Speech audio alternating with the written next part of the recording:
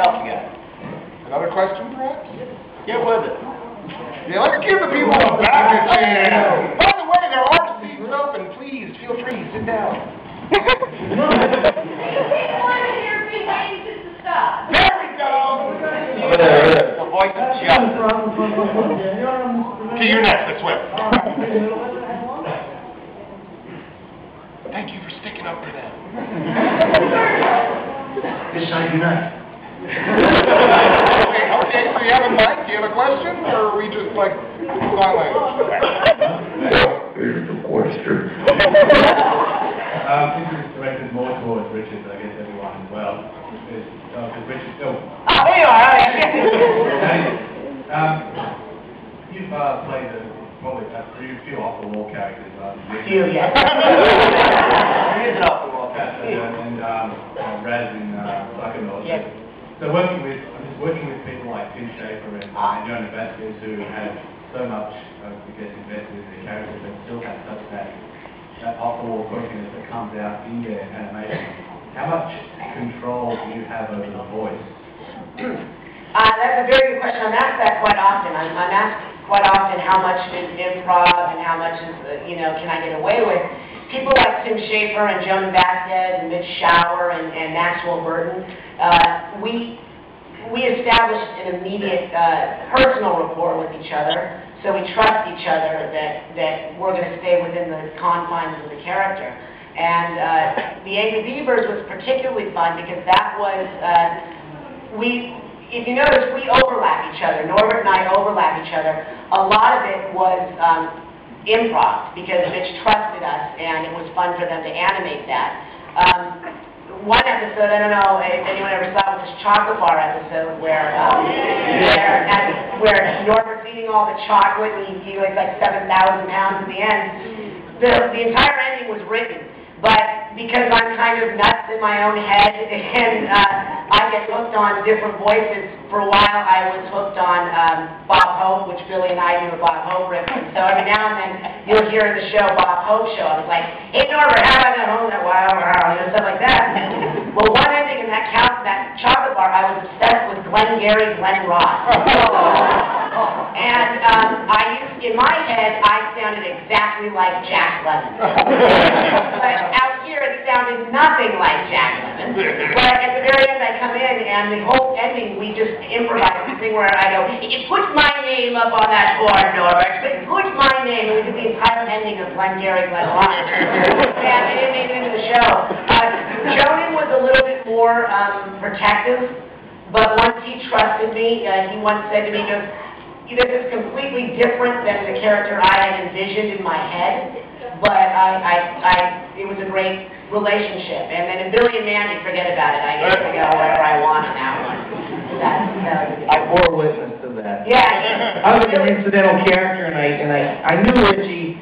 I hadn't worked with you outright. I think we first met on, maybe, wasn't there an earlier one? We did something earlier. But God, I am very, very blessed that I can walk into a room full of geniuses every day of the week, and the bar is up here, as far as I'm concerned. And if you see someone doing good, you are rooting for them. It's a lot of fun in the rooms. Until a celebrity comes in and sucks all the oxygen out of you. A lot of times we'll get a big name movie star that'll come in and do our show, and they're doing movie acting, and they're kind of going like this, and they're like acting with their faces.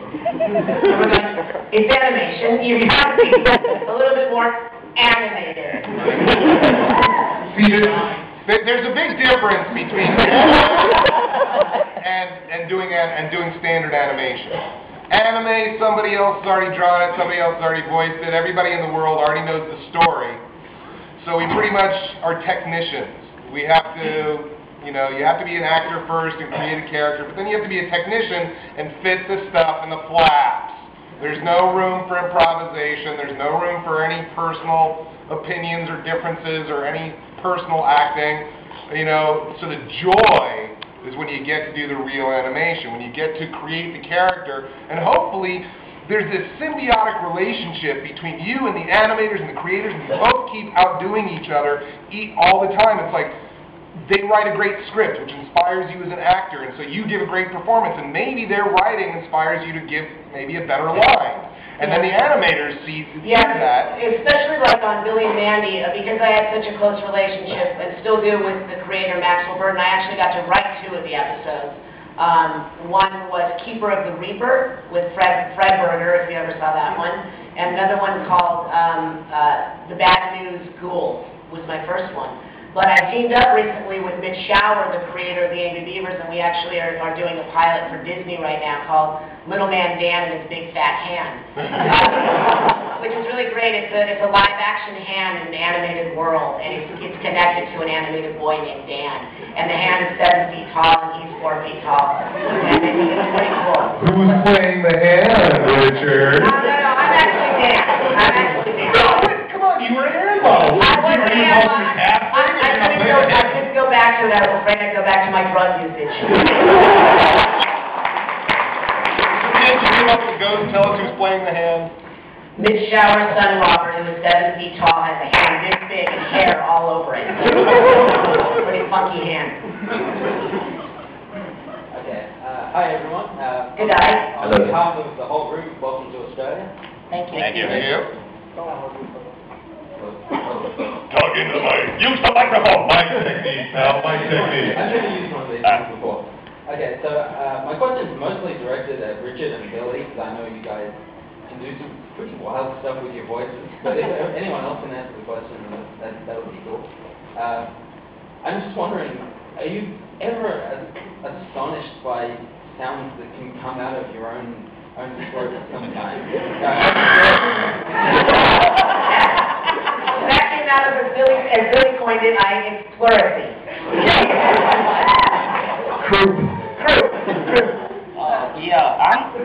There's always a place, you know what I mean? It's like you think you hit the wall after a few years goes by and there's nothing left in that treasure trove. I better get into recycling, which I have done, where you get some voice that was something you used it for, and then somebody cast you for something else, and that would be perfect, and you just retool it. But every take is a different take on a voice. Like if you're doing a lousy impression of a movie star, it's still a voice no one's ever heard before. Yeah. But the thing about noises and sounds, I think in the middle of the night when I wake up and I can't sleep, I'll just start and playing around. And I remember when I was a little kid, I was in a restaurant with my mom, and I heard, like we were sitting there eating, and I heard this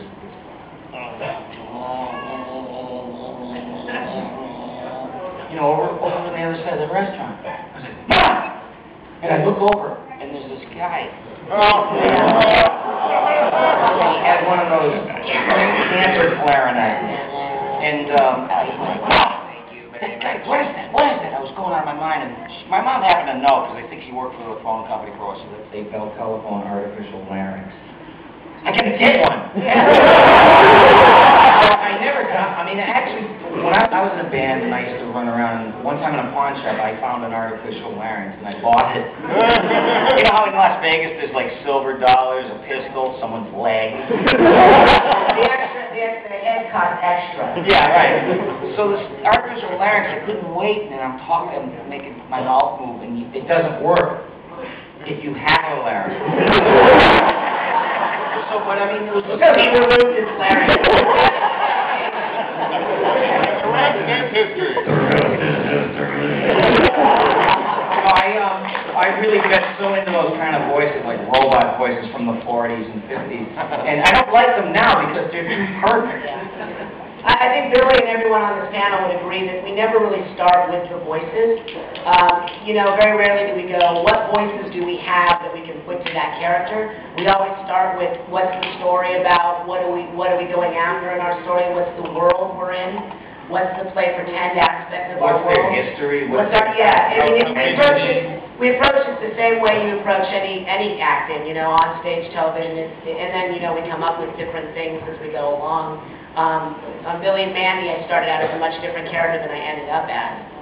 You could actually understand me in the beginning. Yeah, it's like if you listen to episode 1 of The Simpsons and episode 400. Exactly. Oh, yeah. It's like, whoa. And we always morph. It's like you always drift from where you started.